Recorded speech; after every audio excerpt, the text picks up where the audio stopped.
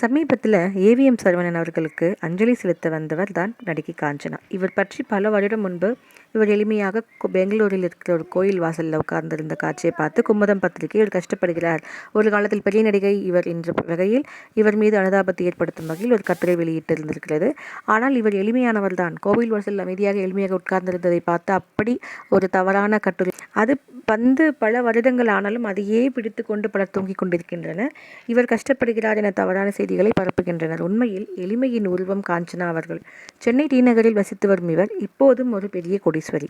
பல சொத்துக்களை கோவிலுக்கு எழுதி வைத்து விட்டார். முதிய வயதை ஆன்மீகத்தில் கழிக்க வேண்டும் என விரும்புகிறார். அந்த காலத்தில் மிக அழகான ரிச்சான நடிகைகளில் ஒருவரான காஞ்சனா திகழ்ந்திருக்கிறார். 1939 ஆண்டில் காஞ்சனா சிறுவயதிலே கலைத்துறையின் மீது ஈடுபட்டிருந்திருக்கிறார்.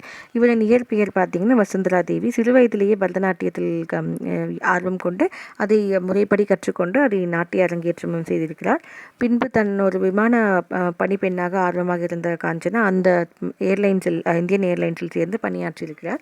ஒரு விமான பயணத்தின் போது இயக்குனர் மகேஷ் கவுல் என்பவர் இவருக்கு வாய்ப்பு வழங்க முயற்சி செய்திருக்கிறார். ஆனால் அவர் அது முயற்சி எடுக்கவில்லை. ஆனால் தயாரிப்பாளர் கோவை செழியன் தான் இயக்குனர் சி.வி. ஸ்ரீதரிடம் அறிமுகப்படுத்தி காதலிக்க நேரமில்லையில தோன்றியிருக்கிறார். காதலிக்க நேரமில்லை, அதே கண்கள் போன்ற படங்களில் இளமையா பார்த்த காஞ்சனாவா இது அப்படின்னு சொல்லும்படியா அவரின் வயோதிக தோற்றமாகிவிட்டது. தற்போது அவருக்கு வயது 86. தமிழ், தெலுங்கு, ஹிந்தி, கன்னடம், மலையாளம் அப்படின்ற எண்ணற்ற படங்கள் நடித்து பெரும் சொத்துக்களை சேர்த்தவர் தான் இவர். இருப்பினும் ஒரு சொத்து சிலரால் ஏமாற்றி வாங்கப்பட்டிருக்கிறது. இவருக்கு தெரியாமலேயே இவரின் விரல் ரேகைகளை எடுத்து வைத்து அந்த சொத்துக்களை பிறர் கைமாறிய நிலையில் சட்ட போராட்டத்திற்கு பிறகு அந்த சொத்தை கைப்பற்றி வேண்டியதை வைத்துக்கொண்டு பாதியை திருப்பதி கோயிலுக்கு கொடுத்து விட்டிருக்கிறார். சமீபத்தில் ஏவிஎம் சரவணன் அவர்களின் இறப்பு நிகழ்ச்சிக்கு வந்தவர் ஆட்டோவில் தான் வந்தார்.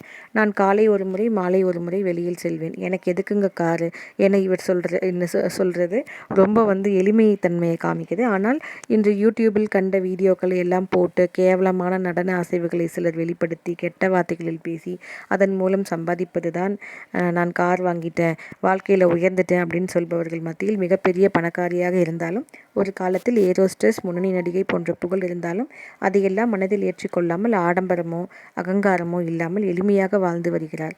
நிறைகுடம் நீர் தழும்பாது, குறைக்குடம் கூத்தாடும். இவரை எவ்வளவு போற்றினாலும் தகும்.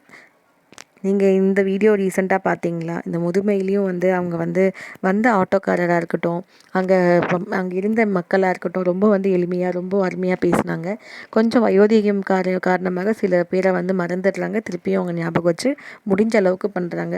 எல்லார்கிட்டேயும் அவங்க ஃபோன் நம்பர் கொடுத்து நான் போகும்போது இப்படி போகணும் அப்படி போகணும்னு ரொம்ப தெளிவாக இருக்கிறாங்க. அவங்கள பற்றி இப்படி ஒரு அவதூறு பரப்புறது ரொம்ப தப்பு. இந்த அம்மா ரொம்ப நாள் நல்லா இருக்கணும்.